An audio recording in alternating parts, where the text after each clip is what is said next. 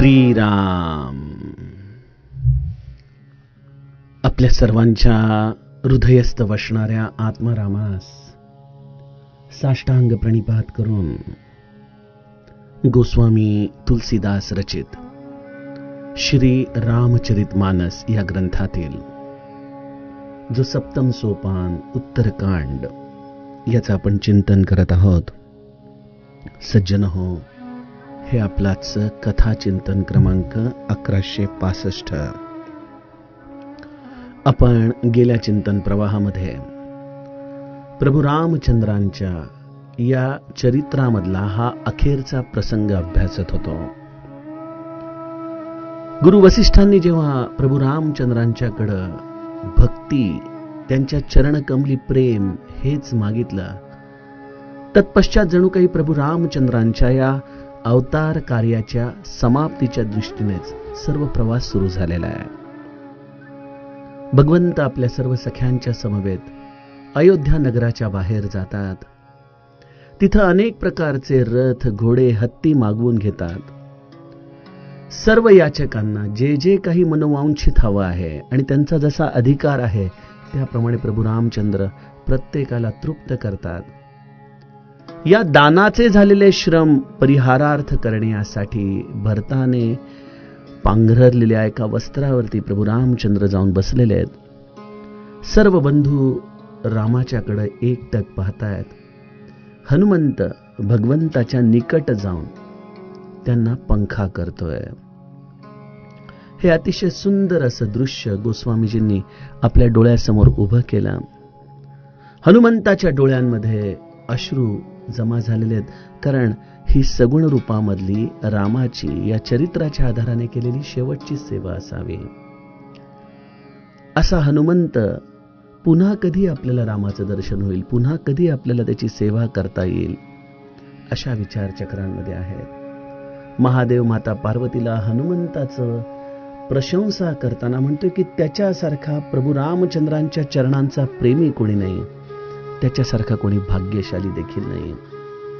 त्याच वेळेला नारद मुनींची स्वारी हातामध्ये वीणा घेऊन प्रभू रामचंद्रांची सुंदर आणि नित्य नवी असलेली कीर्ती गाऊ लागतात.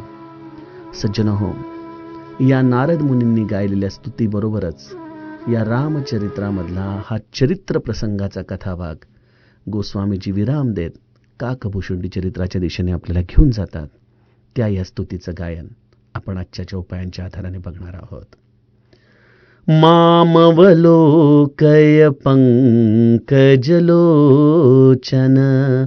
कृपाबिलोकनि सोच विमोचन नीलतामरस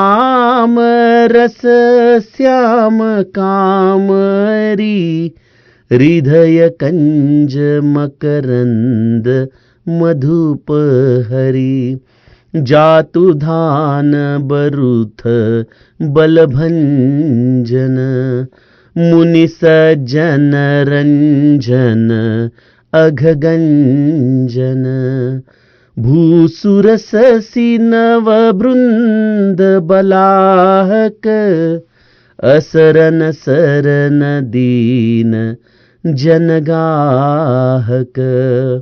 भुजबल विपुल भार महिखंडित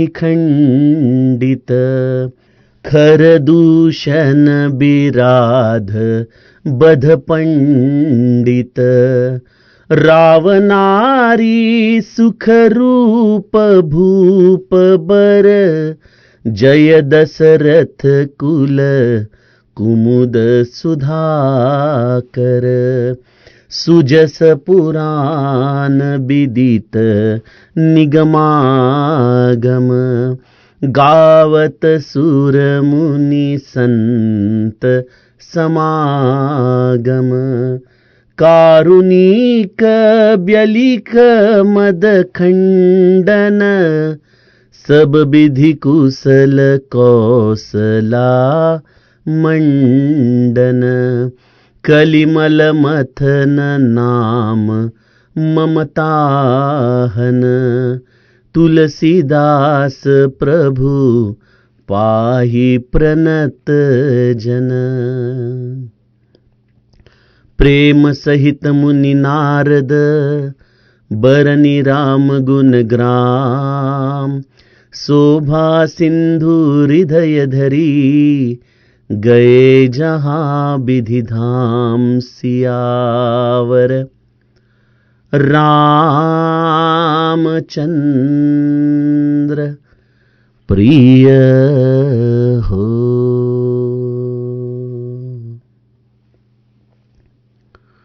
सज्जनो, काल वसंत पंचमीच्या निमित्ताने आपण माता सरस्वतीने जी या चरित्राची आपल्याला गुह्यता सांगितली, अशा रीतीने आपण सरस्वती पूजन केलं. आणि त्याच वेळेला आपला एक श्रोता आहे प्रसाद देशपांडे, त्याने एक फार छान त्याच्यामधलं निरीक्षण मला सांगितलं की दादा, नारद मुनी देखील हातामध्ये वीणा घेऊन आजच या वसंत पंचमीला जी वीणा माता शारदेचं वाद्य आहे ती घेऊन आलेली आहे.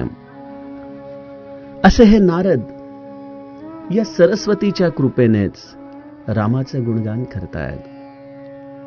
सज्जनो, या जिव्हाग्री हे जे काही आपण शब्द उच्चारण करतो, हा सगळा या जगदंबेचाच प्रसाद आहे, यात काही शंका नाही. परंतु बालकांडामध्ये आपण एका चौपाईचं चिंतन केलं होतं ना, की असे लौकिक अर्थाने स्तुती करणारे अनेक कवी असतात आणि शारदा माता देखील त्यांच्या सहाय्यासाठी धावून येते. परंतु जेव्हा ती बघते की हे रामाची स्तुती करण्याच्या ऐवजी या लौकिक जगाची स्तुती करतायत, तेव्हा ती आपलं डोकं बडवून घेऊ लागते की या माझ्या असलेल्या पांडित्याचा उपयोग खरं तर या रामाच्या भजनासाठी केला पाहिजे, या रामाचं वर्णन करण्यासाठी केला पाहिजे. परंतु जीव या शारदेचा उपयोग या परमेश्वरासाठी न करता या लौकिकासाठी करतोय. खरोखर त्यामुळे हा शारदा विश्राम आहे, हा विद्वानांचा विश्राम आहे. रामाची स्तुती, रामाचं गायन. आणि देवर्षी नारद यांच्यावरती माता शारदेचा हा कृपा आशीर्वाद, त्यांच्या हातामध्ये असलेली ही वीणा आणि त्याचबरोबर मुखामध्ये असलेलं नित्य भगवंताचं नाम आणि त्याचं स्तुती गायन, यामुळं विशेष शारदा मातेला प्रिय असलेले हे देवर्षी या चरित्राच्या अंतिम टप्प्यामध्ये अयोध्येमध्ये येतात आणि प्रभू रामचंद्रांची स्तुती गातायत. कशी गातायत? नित्य नवी आणि सुंदर स्तुती गातायत. सज्जनो, इथंही देवी शारदा आपल्याला विशेषत्वाने दिसते. तेच रामाचं गुणगान, तेच रामाचं वर्णन, परंतु नित्य नवीन आनंद देणार.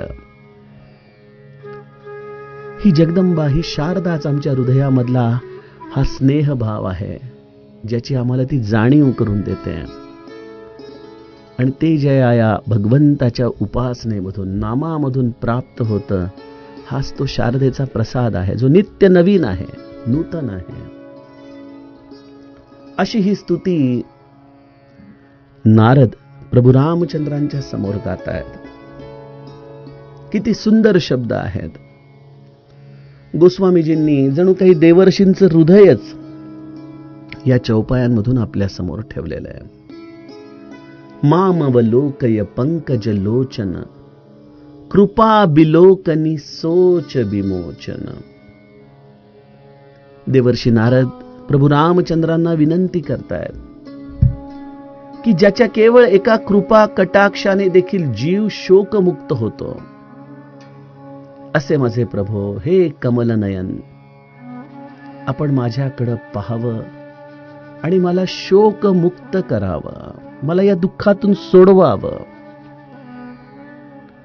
सज्जनो, संतांची किंवा भगवंताच्या कृपेचा हा एक कटाक्ष जरी जीवाच्या अंतःकरणावरून जर फिरला, तरी देखील जणू काही मोराचं पीस आपल्या शरीरावरून कोणीतरी फिरवावं, अशी ही सुखद मनाला संवेदना या संत दृष्टीच्या अवलोकनातून होते. बरं, जी दृष्टी आम्हाला सर्व दुःखांमधून सोडवते, ज्या दृष्टीच्या आधाराने जीव आपल्या स्वरूपाला प्राप्त होतो, अंतरंगातल्या समाधानाला जो तादात्म्य भावाने जाणू शकतो, अशी ही भगवंताची दृष्टी, अशी ही संताची दृष्टी आहे. आपण म्हणाला हो पण आमचं दुःख काय आहे? मग इथं प्रश्न आहे, देवर्षी नारदांना देखील काय दुःख आहे? त्यांना तर या सातही लोकांमध्ये कुठेही फिरण्याचा व्हिसा शिवाय परवानगी आहे. ते कुठेही जाऊ शकतात, कोणालाही भेटू शकतात, एकटेच आहेत, त्यांना ना प्रपंच आहे ना ते एका ठिकाणी थांबू शकतात. मग त्यांना दुःख काय आहे? सज्जनो, दुःख हे प्रत्येक वेळेला आपल्या स्वतःलाच होतं असं नाही. आपल्यामुळं कोणाला तरी दुःख झालेलं आहे, ही भक्ताची जाणीव देखील अत्यंत त्याला त्रास देणारी ठरते. भक्ताला या अंतःकरणामधून होणाऱ्या पीडेमधून भगवंतच सोडवू शकतो. देवर्षी नारदांनी मायेच्या प्रभावाखाली प्रभू रामचंद्रांच्या या अवतारासाठी शाप देऊन ते निमित्त झालेले आहेत. नारद मोह प्रसंगामध्ये आपण बघितलं की देवर्षींच्या वरती या मायेचा प्रभाव झाला आणि त्यामुळे त्यांनी भगवंताला शाप दिला की तुला देखील स्त्री विरह काय आहे ते कळेल आणि त्या विरहामध्ये तुझे सहाय्यक तेच होतील ज्यांचं रूप तू मला दिलंस. अशा रीतीने कथानकासाठी देवर्षी नारदांचं निमित्त भगवंताने केलं, परंतु देवर्षी मनामध्ये कुठेतरी व्यथित होते की आपल्यामुळं आपल्या भगवंताला एवढे कष्ट घ्यावे लागले, एवढे श्रम घ्यावे लागले, सगुण साकार व्हावं लागलं.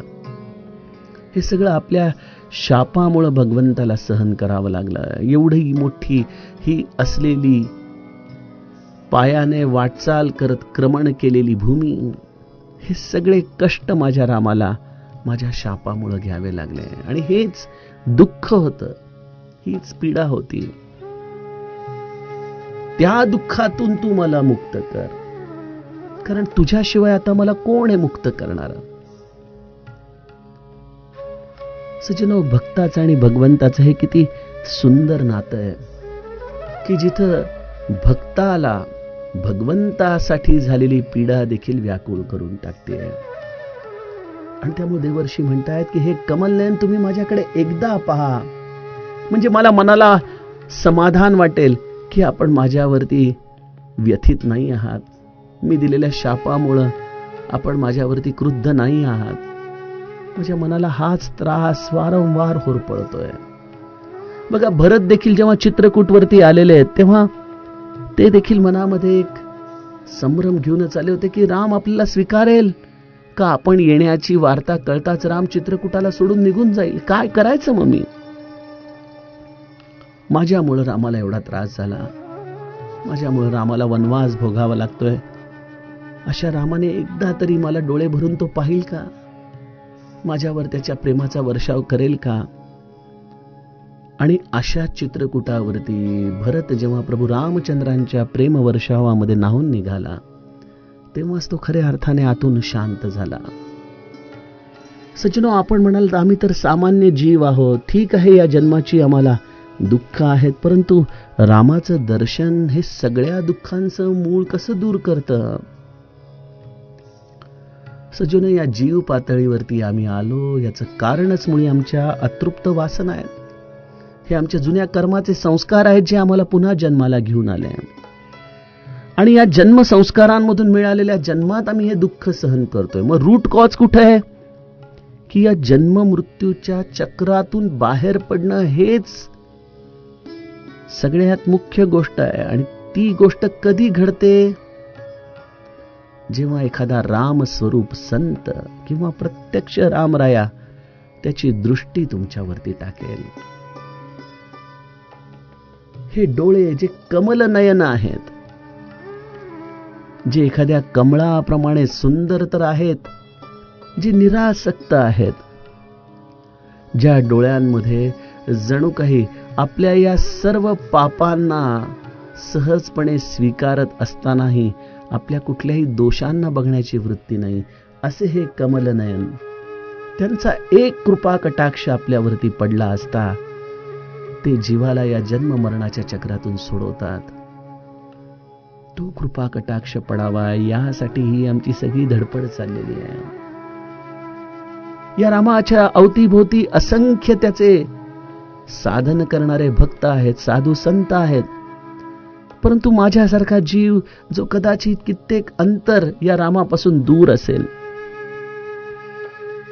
परंतु तरी देखील मनामध्ये जर व्याकुळता असेल, तर अशा व्याकुळतेने तो राम तेवढ्या अंतरावरूनही आपल्यावरती त्याचा एक कृपा कटाक्ष टाकतो आणि मी आहे हा आमच्या अंतःकरणामध्ये जो भाव तो निर्माण करतो, सज्जनो, ती भावनाच आम्हाला शोकमुक्त करून टाकते. देवर्षी म्हणतायत, नील तामरस श्याम काम अरी हृदय कंज मकरंद मधुप हरी. हे प्रभो, आपला वर्ण कसा आहे तर नीळ कमळासारखा आपला श्याम वर्ण आहेत. म्हणजे ज्यांचे नयन देखील कमलमय आहेत, ज्यांचं हे शरीर देखील एखाद्या नीळ कमलासारखं श्याम वर्णाचं आहे. आणि त्यांचं स्थान कुठे आहे? कामदेवाचे शत्रू असलेल्या महादेवाच्या हृदय कमलामधल्या मकरंदाचं रसपान करणारे भ्रमर म्हणजे जणू काही प्रभू रामचंद्र आहेत. बघा, श्री महाराजांनी आपल्याला हे किती सहज सोप्या शब्दांमध्ये शिकवलंय की माझा राम खऱ्या अर्थाने प्रेमाचा भुकेला आहे, ज्याच्या हृदयामध्ये हे रामाच्या विषयी अत्यंत निष्कपट निर्मळ प्रेम आहे. ते हृदय त्या जीवाचं नाही, ते प्रत्यक्ष महादेवाचं हृदय आहे. गुरु वसिष्ठांनी जे त्याच्या चरणकमली प्रेम मागितलं म्हणजे जणू काही प्रत्यक्ष महादेवाचं हृदय मागितलंय. या महादेव रूपी हृदयामध्ये जो हा भक्तीचा मकरंद नित्य प्रसरण पावत असतो, त्या मकरंदाचं सेवन करणारा भ्रमर म्हणजे रामराया आहे. त्यासाठी आपलं हृदय हे शिवालय झालं पाहिजे. महादेवाप्रमाणे प्रभू रामचंद्रांवरती प्रेम करण्याची ही विलक्षण निर्व्याज मनाची अवस्था तयार झाली पाहिजे. आणि मग अशा अवस्थेमध्ये तो राम आपल्या हृदयामध्ये कायमस्वरूपी निवासस्थान करतो, कारण ते हृदय प्रत्यक्ष महादेवाचं होऊन जातं. तिथं जीव पातळीवरती कुठली गोष्टच राहत नाही. अशा या रामाचं स्तुती देवर्षी करतायत. पुढं म्हणतायत, जा तुधान बरुथ बलभंजन मुनी सज्जन रंजन अगगंजन. आपण म्हणाल की अहो, पण महादेवाचं हृदय हे कसं प्राप्त व्हायचं? सज्जनो, ही भक्ती देखील ज्याच्या कृपेने प्राप्त होते तोच राम आहे. जेव्हा तो कृपा कटाक्ष टाकतो तेव्हा तुमच्या त्या हृदयामध्ये असलेल्या अनंत राक्षसांवरती हा कटाक्ष जणू काही बाणांप्रमाणे जाऊन लागत असतो. लौकिक अर्थाने रामाने लंकेमध्ये अनेक राक्षसांना मारलं, अरण्यामध्ये देखील अनेक राक्षसांचा वध रामाच्या हाताने झालाय. तीच गोष्ट आज या भगवंताचं नाम, त्याची ही कृपा दृष्टी आमच्या हृदयामध्ये देखील करत असते. आमच्याच हृदयातल्या अनंत राक्षसांचा निपात करून तो रामराया त्या हृदयाला महादेवाच्या हृदयाप्रमाणे अत्यंत शीतल, शांत, समाधानाने युक्त करून टाकतो. आणि ही स्तुती म्हणजे केवळ कल्पना नाही, आपण आपल्याच स्वतःच्या जीवनावरून याचा अनुभव घ्यावा की जेव्हा जेव्हा आपण अशांत असतो तेव्हा तेव्हा नामस्मरण किंवा भगवंताचा आठव आमच्या हृदयाला एक विलक्षण शांतता प्रदान करतो. अशी शांतता जी आम्हाला या केवळ भगवंताच्या स्मरणामधून प्राप्त होते. म्हणजे नेमकं हे स्मरण काय करतं तर आमच्या हृदयामध्ये चालू झालेल्या या राक्षसांचा थैमानाला ती निपात करून टाकते. त्यामुळे देवर्षी म्हणतात की जा तुधान बरुथ भलभंजन. आणि मग अशी आपल्या हृदयामधली अशांतता संपू लागली की मन हे स्वाभाविकपणे सत्संगामध्ये रमू लागतं. एक अशांत मन सत्संगतीमध्ये कितीही प्रयत्न जरी केला तरी टिकू शकत नाही. ज्याला भगवंतापेक्षा देखील अधिक काही वेगळं प्राप्त करायचंय त्याचं मन सत्संगतीमध्ये रमू शकत नाही. याचं कारण त्याची कृपादृष्टी आपल्यावरती झालेली नाही. ज्या क्षणी ती कृपादृष्टी होते ही मनामध्ये असलेली अशांतता दूर होते. जेव्हा अशांतता दूर होते त्याच वेळेला सत्संगतीमध्ये आपलं मन रमू लागतं. मुनी सज्जन रंजन अघगंजन. मुनी आणि संत जनांना आनंद देणारं आणि पापांचं नाश करणारं असं हे प्रभू रामचंद्रांचं विलक्षण रूप आहे. आपण बालकांडामध्ये म्हटलं ना की बिनु सत्संग विवेक न होई, राम कृपा बिनु सुलभ न सोई. हा सत्संग कोणाच्या कृपा आशीर्वादाने येतो? रामाच्या कृपा आशीर्वादाने येतो. संताचा संग, या भगवत चर्चेचा आनंद हीच रामाची खरी कृपा आहे. आणि ही गोष्ट म्हणावी तेवढी सोपी नाहीये बरं का. कारण मी अशी अनेक मंडळी बघितली आहेत की रामकथेमध्ये ते रमू शकत नाहीत. झट दिशेने ते त्यातून ते बाहेर पडतात. याचं कारण असं आहे की आतमध्ये ही जी अशांतता आहे ती त्यांना या सत्संगतीची गोडी लागू देत नाही. त्यामुळे भगवंताचा कृपा कटाक्ष, तत्पश्चात या अशांततेचा निपात आणि तत्नंतर या सत्संगतीचा आनंद हा आपल्या हृदयामध्ये देतो तो राम आहे. जो सत्संगतीचा आनंद मनापासून आपल्या हृदयामध्ये भोगू शकतो तोच मुनी आहे, तोच संत आहे. ज्याला या सत्संगतीशिवाय कशाचीच गोडी वाटत नाही त्याने आयुष्यामध्ये खरोखर परमार्थामध्ये एक फार मोठी मजल गाठलेली आहे. बघा, ज्या सत्संगतीसाठी प्रत्यक्ष महादेव देखील कैलासावरून उतरून अगस्ती मुनींच्या आश्रमामध्ये येतात. एक बार त्रेता जुग माही, संभु गए कुंभज ऋषी पाही. अशा अगस्तींच्या आश्रमामध्ये महादेव जातोय कशासाठी? हारतुऱ्यांसाठी, मान सन्मानासाठी नाही. अगस्ती ऋषींना कारण माहितीये की महादेव का आलाय. राम कथा मुनी बर्ज बखानी, सुनी महेश परम सुखमानी. ही राम कथा ऐकण्यासाठी महादेव कैलासावरून अगस्ती मुनींच्या आश्रमामध्ये येतो. सज्जनो, ही रामकथेची गोडी आहे जी संत सज्जनांना विशेष विश्राम देणारी आहे, जी रामाच्या कृपा आशीर्वादाने मिळू शकते. आणि हे देवर्षी जाणतात म्हणून ते रहस्याचं उद्घोषणा आम्हाला या स्तुतीमधून करतायत. रामरायाचं पुढचा गुण देवर्षी सांगू लागतात. भूसुर ससी नव बृंद बलाहक, असरन सरन दीन जनगाहक. ब्राह्मण रूपी शेतीसाठी आपण नवीन मेघ समूह आहात. ब्राह्मण रूपी शेती याचा अर्थ ज्याला या ब्रह्मतत्वाला जाणण्याचं खरं मुमुक्षत्व आहे. मुमुक्षत्व असल्यामुळे जो वेगवेगळ्या पद्धतीने प्रयत्न करतोय, जसा एखादा शेतकरी आपल्या शेतातले तण काढून टाकतोय, नांगरणी करतोय, वेगवेगळ्या प्रकाराने आपली शेती उत्तम होईल याचा तो प्रयत्न करतोय, बांध बांधतोय, तसा जो परमार्थामध्ये हे अंतिम ध्येय गाठण्यासाठी प्रयत्नशील आहे. आपल्या चित्ताची नित्य निगराणी ठेवतोय. कुठल्याही प्रकारचे असलेले हे षड्रिपुरूपी तण दिसले की ते काढून टाकतोय, नीट मशागत करतोय, साधना करतोय, गुरुचा बोधरूपी बीज देखील तो लावतोय. परंतु हे सगळं आपल्या प्रयत्नांनी प्राप्त होणारं नसतं. जर मेघांची दाटीच झाली नाही आणि जलवर्षावच झाला नाही तर या सगळ्या गोष्टी जशा असूनही उपयोगाला येत नाहीत. त्याप्रमाणे मुमुक्षू हा सर्व दृष्टीने प्रयत्नांची पराकाष्ठा करेल आणि अशी ही त्याची व्याकुळता जेव्हा रामराया पाहतो तेव्हा त्याच्यासाठी तो कोण होतो?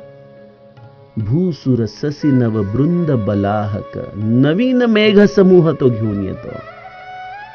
नवीन मेघ समूह याचा अर्थ ग्रीष्म ऋतू संपलेला आहे आणि आता वर्षा ऋतू सुरू होणार. तेव्हा हा जो पहिला सुगंध आणणारा पाऊस आहे, जसा हा पावसाचा पहिला थेंब जमिनीवरती लागतो, एक सुंदर शेर आहे, शब्द डोळ्यासमोर नाही परंतु अर्थ फार सुंदर आहे, की जेव्हा ही पहिली पावसाची भेट भूमीशी होते, शेर लिहिणारा लिहितो की सगळ्या अत्तरांच्या किमती पडल्या त्या दिवशी. कारण या पावसाचं आणि या भूमीचं जे मिलन होतं त्यातून जो एक विलक्षण सुगंध तयार होतो, सगळ्या अत्तरांच्या किमती त्याच्या पुढं फिक्या पडतात. सज्जनो, नवीन मेघ ह्याचा अर्थ असा आहे की जो या ग्रीष्म ऋतूने तप्त झालेला आहे, सर्व प्रकाराने हारलेला आहे, की आता रामा तू जर आलास तरच मी वाचीन, अन्यथा माझी आता पाठराखण करणारा कोणी नाही. अशा वेळेला नवीन मेघ रूपाने, किती सुंदर शब्द गोस्वामीजींनी निवडून निवडून टाकलेले आहेत, नवबृंद बलाहक. जेव्हा पावसाळा हा खूप जोरात चालू असतो तेव्हा ढगांचं अप्रूप राहत नाही, किंवा कधी कधी असं वाटतं की अरे थोडा वेळ थांबला तरी बरं पडेल, कारण इतका पाऊस देखील नको असतो. परंतु हा पहिला पाऊस या तप्त भूमीवरती झालेला, सगळ्या सृष्टीला स्वच्छ धुवून काढणारा, जेव्हा हा पहिला सोसाट्याचा पाऊस होतो, असं वाटतं की जणू काही सृष्टी आत्ता छान नाहून माखून सुंदर वस्त्र परिधान करून आलेली आहे, सतेज आहे. हे सगळं या नव मेघांचं गणित जे मनाला अत्यंत प्रसन्नता देतं. त्यामुळे जो ब्रह्म उपासक आहे, ज्याची अवस्था एखाद्या चातकासारखी झालेली आहे, त्या मनाच्या चातकावरती या नवीन मेघांचं जलवर्षाव करणारा हा राम आहे. असरन सरन दीन जनगाहक. गोस्वामीजी म्हणतात की शरण रहित असलेल्यांना शरण देणारे, तसेच दीन जनांना आश्रय देणारं जर कोण असेल तर तो राम आहे. जेव्हा सगळे दरवाजे बंद होतात, कोणाचाच आधार राहत नाही, अशी शरणरहित स्थिती येते, असा खऱ्या अर्थाने परमार्थासाठी अत्यंत उपयुक्त जीव जेव्हा रामाजवळ येतो, तेव्हा अशा शरणरहित असलेल्यांना तो शरण देतो. जो कोणालाही शरण गेलेला नाही तोच शरणरहित आहे. आम्ही तर या दृश्य जगातल्या जवळजवळ प्रत्येक गोष्टीला शरण जातो, म्हणून आम्हाला रामाची शरणागती मिळत नाही. आम्हाला आमच्या पैशाचा आधार आहे, मुलाबाळांचा आधार आहे, लौकिकाचा आधार आहे, या सगळ्या आधारांवरती आम्ही रामाच्या शरणागतीची अपेक्षा ठेवतो. परंतु ज्याचे हे सगळे आधार सुटले आणि ज्याला केवळ एकच कळतं, माझं जर जगात कोणी असेल तर तो माझा राम आहे, या सगळ्या आधारांच्या कुबड्या जो मनातून टाकून देतो, सज्जनो, असा शरणरहित जो झालेला आहे त्याला शरण देणारा राम आहे. जो प्रपंचाच्या अनेक कष्टांनी दुखावलेला आहे, जो मनाने दीन झालेला आहे, कोठे जावे काय करावे अशी मनाची स्थिती झालेली आहे. जगामधला प्रत्येक व्यक्ती हा लौकिकाच्या आधाराने मोजमाप करत याला लाथाडतोय. अशा वेळेला हा जेव्हा दीन जीव रामाच्या शरणागतीमध्ये जातो, तेव्हा राम त्याला दीन जाणून, बघा ताडका देखील एक बाण हरी प्राण तेही लीन, हा एका बाणामध्ये ताडकेचा वध रामाने केला, परंतु दीन जानी तेही निजपद दीन, हा तिला दीन जाणून लगेच आपल्या निजधामामध्ये रामाने तिला स्थान देखील दिलेलं आहे. हे कोणाला देतात?